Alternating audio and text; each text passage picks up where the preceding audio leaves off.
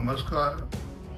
मोहोळ मतदारसंघामध्ये प्रचंड मोठ्या प्रमाणामध्ये पूर परिस्थितीनं अनेक गावं ही बेघर झालेली आहेत आणि आम्ही या गावामध्ये भेट देत असताना गावकऱ्यांकडून एक गोष्ट निदर्शनास येत आहे की ग्रामसेवक तलाठी हे आधार कार्ड, रेशन कार्ड, पुन्हा जनावर वाहून गेले त्या जनावरांचे पेपर मागतात.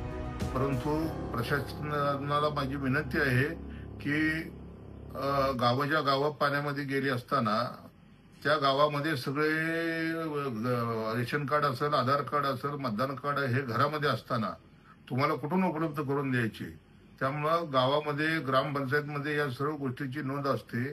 तर प्रशासनाला माझी सूचना आहे की असं कुठलंही कारण न देता सरसकट शेतीचे, घराचे व जनावरे वाहून गेलेले त्या जनावरांचे पंचनामे करण्यात यावे.